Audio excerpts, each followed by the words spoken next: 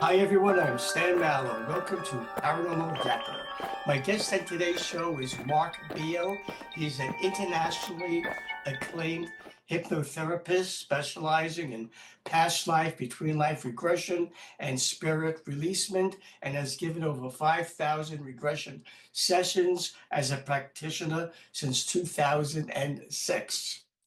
As a teacher, he has tens of thousands of students for his video courses and mentors and certifies advanced students in spiritual regression therapies through his Past Life Awakening Institute. I'll be talking with him about his book, Past Life Awakening. Mark Beale, welcome to Paranormal Yakker. Thank you so much for having me. Great to be here. Hypnotherapy has been used to help people stop smoking, deal with chronic pain, phobias, weight loss, and a host of other ailments. You, Mark, have chosen to focus on regression therapy. Is there by any chance a backstory as to what drew you to employ hypnotherapy in the exploration of past lives? I was interested in hypnosis and hypnotic states, and I initially accessed them as an adult through meditation. But when I was doing meditation, you're supposed to be focused in the moment, but I accidentally regressed to a time when I was 10 years old, and I remembered doing hypnosis. In fact, reading a book on hypnosis, it said in the back, you can actually practically do it. So I did it. I said to my mother and my sister, I'm going to do this exercise, and I hypnotized them. But as I had that memory when I was 25, I was thinking, is that real? Am I making this up? And I had to call my mother to say, did I really hypnotize you when I was 10? And she said, yes, you did. You did a great job. You were fascinated by it when you were a kid. But that was an ability that I had that I forgot about and just later reconnected with in life. So I think a lot of healers or people who have spiritual experiences have that at a young age. We're conditioned, forget about it, but I was able to reconnect with it and continue on. So the first hypnosis I ever did was a regression on myself. Well, your book, Past Life Awakening, Seven Regression Case Studies, illustrates seven spiritual laws, contains seven in-depth case studies of real spiritual regressions, including hypnotherapy, past life regression, between life regression, and spirit releasement therapy, including earthbound spirits, dark entities, and ETs. What, Mark, was your reason for writing Past Life Awakening, and what is your hope that readers of it will take away with them after they read it? Idea was to have, and seven regression case studies isn't a lot. And so a lot of books have quite short case studies or succinct ones on a particular aspect or modality. But what I wanted to do was say, so we start off with hypnosis and regression. And from there, I discovered regression, not just to this life, but to past lives. So that enhanced my fascination with regression. And I found then the book of Brian Weiss. And from then on, it was regression in this life and past lives. I realized Michael Newton, you can regress to between lives, and that came up organically in my sessions. And then I found the book of William Baldwin. And in that, he's doing all of these things, but also while he's doing that, finding spirit attachments. So, as regression therapists, we've got all these multiple modalities. But what I wanted to do is have seven clients, but show that one client can experience all of those five modalities: hypnosis, hypnotherapy, past lives, between lives, and spirit release. So that way, the hope is that people maybe who are going for sessions think, well, I went to a hypnotherapist and they did a great job, but I realize now I identify with the hypnotherapy client Mark had in his book, but I could have taken it a step further into past lives. Or maybe they're a past life therapist and they say, I know how to do past life regression, but now I see Mark took a client similar to one that I've had and he took it to between lives. And that was interesting. And I can see I could do that with my clients now. And then spirit release and ETs is kind of quite interesting because that's something that's less accepted and less written about. But I wanted to show how you can do all of these modalities that are now more accepted. And in a lot of cases, there's a legitimate and useful modality to be able to add. And that's something I think the time now has come to speak about it. Maybe 20, 30 years ago, when the first wave of books were being written, we didn't need to. But now that's something that I wanted to add to the literature. Can you, Mark, share a past life case study? I have some case studies of my own self, actually. So out of these seven case studies, one of them is my own, and so I go into detail partly. how the key thing with past life regression is the past life that you remember is it's not about going to the past to find out, who was I, what was I doing. It's a reflection of where you are in this present moment. And it's going to therefore help you be present in the moment and to move forward. So the example that I'll give is that it was my own past life. I was 32. I'd been studying past life regression for some years, but I also had a conventional career in the corporate world. And I was tempted, I was thinking, do I go back to that or do I continue with my spiritual path? And I regressed to being 32 years old in a past life in India. And I'd had teachings, met spiritual teachers, had an opportunity to develop spiritually, but it fell back onto conventional life, being a little bit complacent, took kind of the easy conventional road. And then I went forward in that life and I realized I was in my 50s. And I thought, nothing's really changed here. What's going on? This isn't a very dramatic past life. But then I realized with a deep emotion. So a lot of times people, they see it, they wonder, is it true or not, like I did about this life? But then I felt a visceral, piercing regret. I had the opportunity to meet spiritual teachers and to progress in my spiritual path, but I didn't take the actions necessary. I had a karmic connection to that, but I didn't take the karmic actions, and I felt a deep regret in that life. And then I came back into this life, or to that moment, and I felt that put a fire under me to want to not be complacent and to take the opportunities that I've got. Because we talk about past lives, and maybe you think future lives, there's infinite time available. For me, part of the message is this is a very finite, precious opportunity we've got, and we need to build on what we've got from past lives and not let time slip away and do everything that we can now, because ultimately we're in an eternal now. But we can learn that by going to past lives. What, Mark, are the 7 spiritual laws you found by doing spiritual regression? There are 7, but they're really in 2 parts. So the first sequence is that we're a law of karma, duality, and the finite. So we're born here because we've got a karmic connection to this place. We've taken karmic actions in the past. So karma is the law of cause and effect and actions.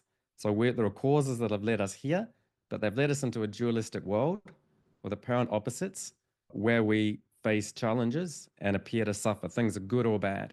We've got day and night, rain and shine, but then we start getting to the human conceptions of good and bad, and then we start to suffer and go through our challenges and try to learn things. So that's the first 3 laws. And that sort of defines the problem. And a root of all therapeutic problems I deal with as a therapist is ultimately these dualistic conditions we find ourselves in. But ultimately, one of the lessons is that while it's challenging and difficult, everything that we face at a finite level is impermanent. And we can then access the next set of laws, which is we have a finite self, but then we have a karmic self that has had past lives. But then in a sense, we've got an infinite self, a soul that has a transcendent wisdom. So the next laws are the infinite.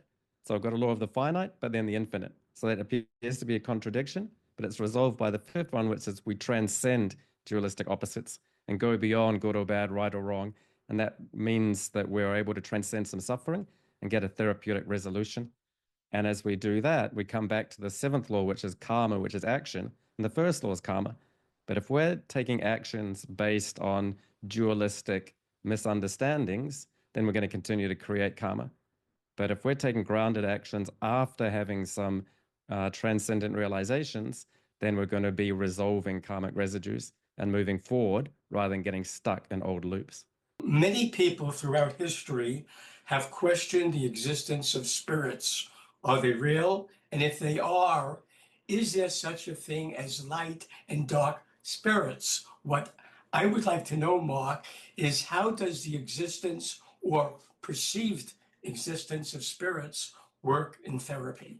It's a question. I'm glad you asked about the spiritual laws first, because the answer that I'll give is slightly confusing, which I'll say that spirits are not real, they are real, and they're not real. So at an initial level, we can't really prove it. At a finite level, there isn't scientific proof, but at a spiritual karmic level, they do exist. But then if we transcend and go into being beyond space and time, then we can go beyond it. And so I don't feel that they exist particularly when you have light and dark spirits, certainly. I think an ultimate reality is light. And so this is one thing when people bring up spirits, there can be a variety of categories. So you can have earthbound spirits that used to have a finite body and need to move into the light, but have got stuck somewhere. So we can then move them on. And so, yes, there is light and dark spirits in my experience. And then we can have dark force spirits. And so they appear as dark. If we stick to our guns that spirits aren't real, then we can't work with them and we can't help people heal them because my clients feel they don't even know if they're real or not necessarily, but they certainly feel and experience them as real. So it's better for us if we treat them as such. That way we can heal them. But what we tend to be able to do is move the spirits themselves can be very convinced that they're dark, but we can shine a light on them. And my method is to engage them in conversation. It's not necessarily judging them as bad and dark and getting them away and all of that. It's to discuss with them and bring them to a realization that they have been deceived, that they have a light within them. So the ultimate truth is there's an eternal light beyond all space and time. We experience our own beings where become a spiritual being that manifests physically, but then we can pick up some of these attachments.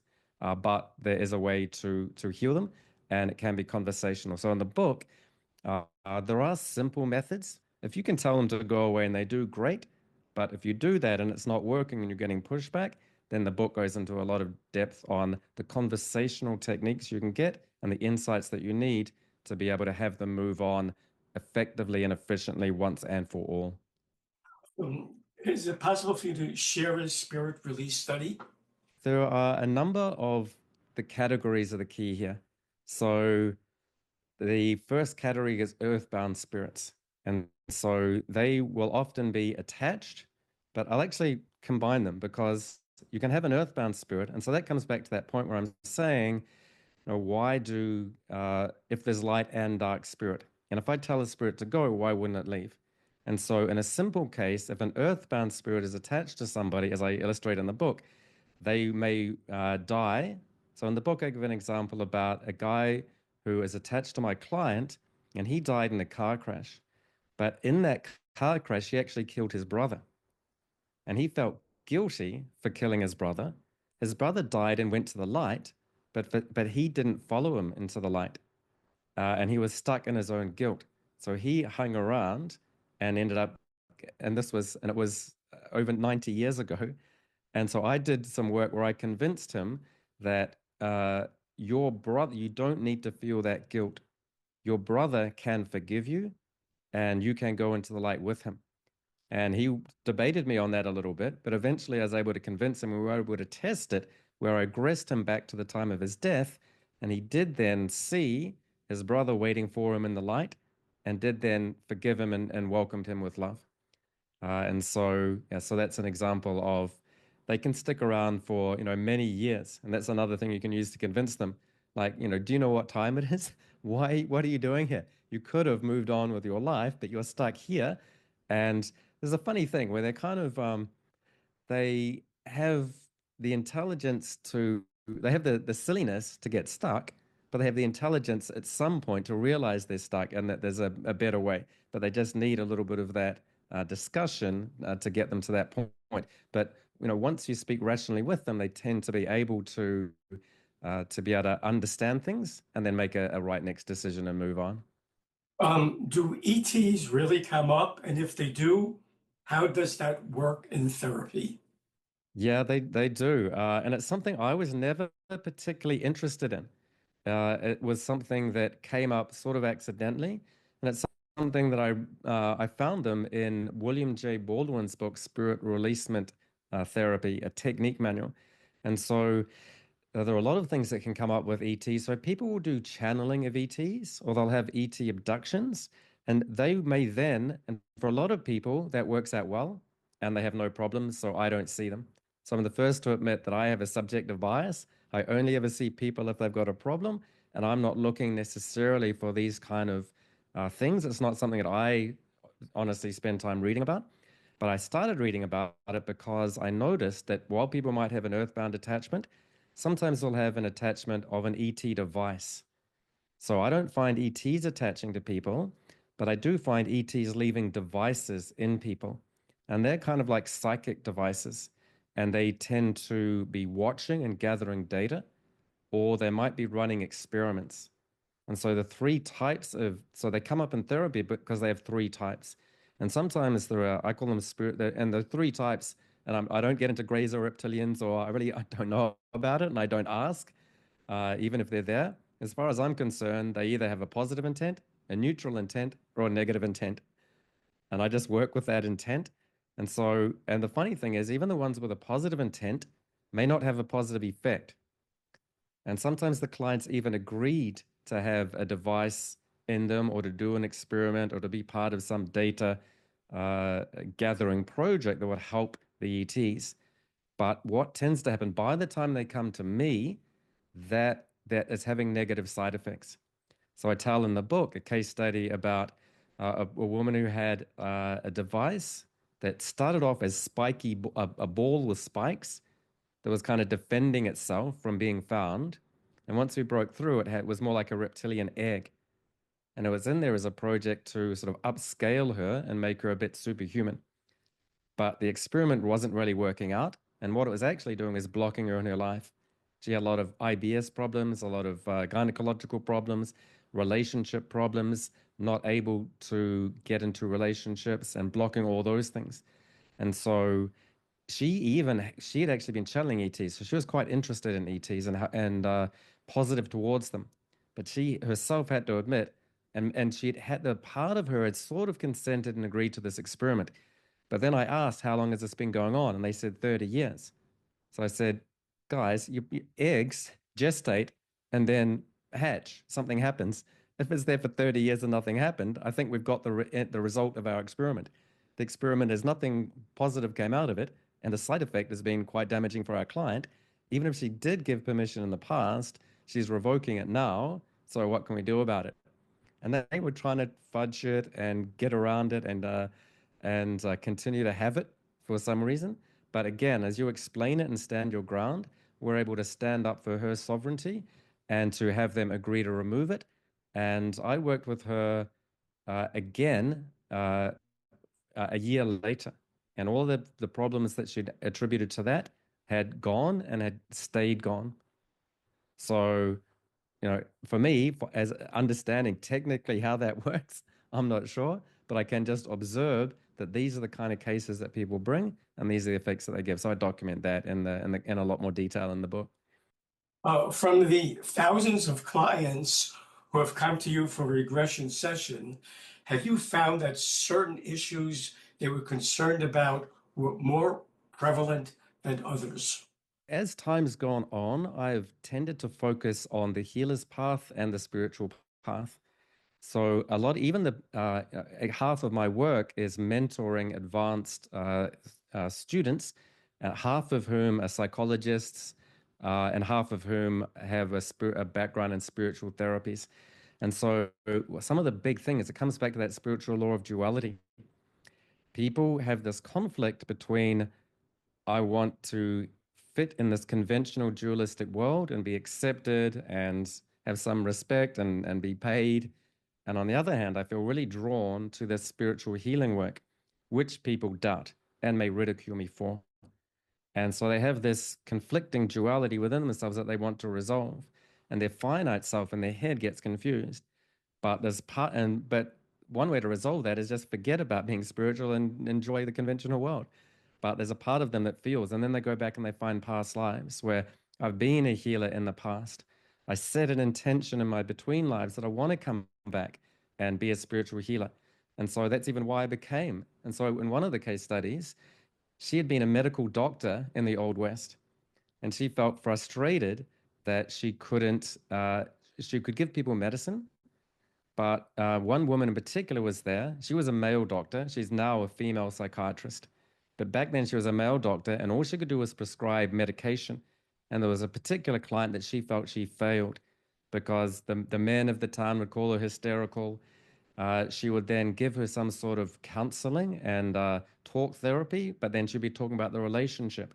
So the husband came in and says to the male doctor, "Don't you be talking with my wife about our relationship, give her the medicine, and send her back home to do the cooking, you know? And so she then felt very dissatisfied with that.